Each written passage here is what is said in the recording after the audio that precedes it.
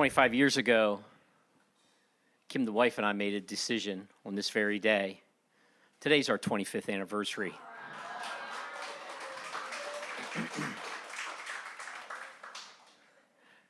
And in lines with that, this story will involve Kim, the wife, a lot. And it's a story about ignoring good advice and ignoring warning signs when you need to make a decision.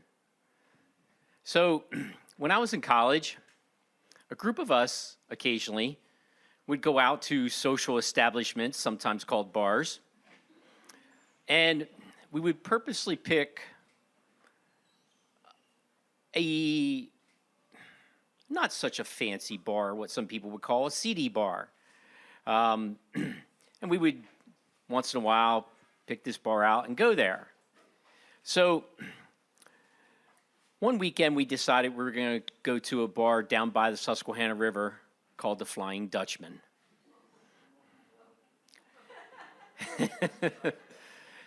And one of the, like I said, we picked seedy bars. You would be amazed the places I've been.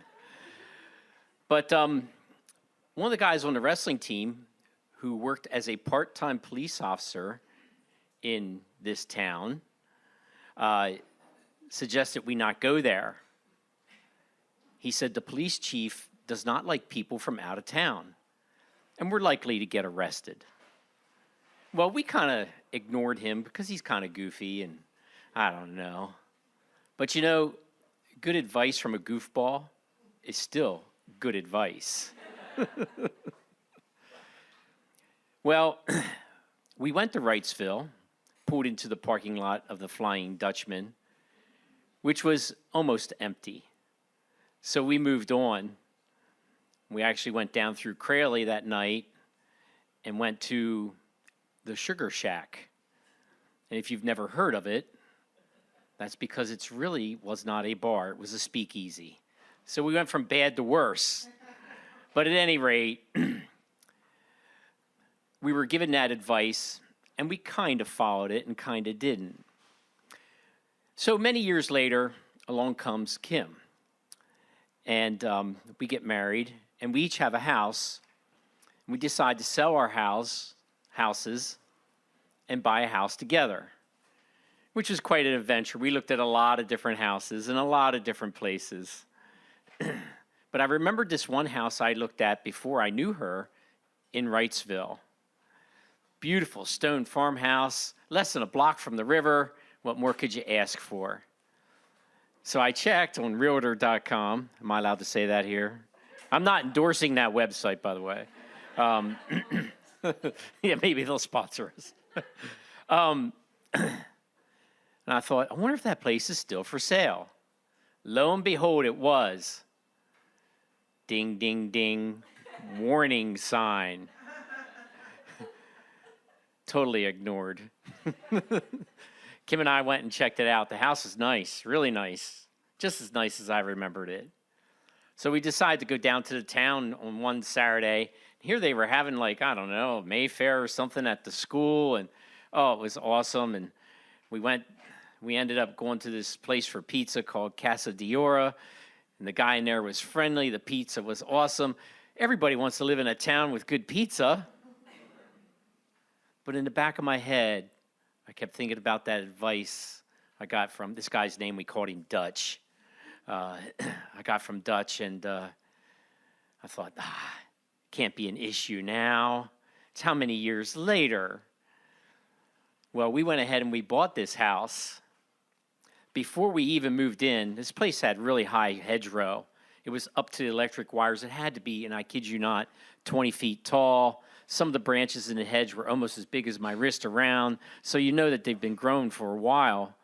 I guess the borough didn't like that tall hedge, and they decided to trim it right after we bought the property and then sent us a bill. Welcome to Wrightsville, out-of-towners. We didn't pay that bill because those hedges were way tall for a long time. After we did move in, within a few weeks, I did meet the chief of police. He didn't like where I put my composting box. I never knew police dealt with compost boxes, but this one did. And being an out-of-towner, I guess he dealt with anything you did that he didn't like. We actually heard that there when we would attend meetings and so forth. Well, you're not from here. Well, neither are you. We chased all the people from here out. But that advice Dutch gave us still rang true. We weren't welcome there, which eventually brought us back to York City, where we are welcomed. We have great neighbors. Only here in York City would the neighbor across the street chase a porch pirate down to retrieve my wife's mascara. That wouldn't have happened in Wrightsville. We had a neighbor that wouldn't even wave to me. For 10 years, I would wave to him every freaking time I saw him. And he still wouldn't wave to me. His loss, the way I see it, I don't know. So, good advice from anyone is always good advice. And don't ignore those warning signs, no matter how nice the house is. There's a reason it was for sale for a couple years. Now we know. You have to check your family tree before you move there. And another ironic twist, the former chief of police that I was talking about was distantly related to my wife. Little did he know. We were in the family tree. For me, it was by marriage. So, decisions.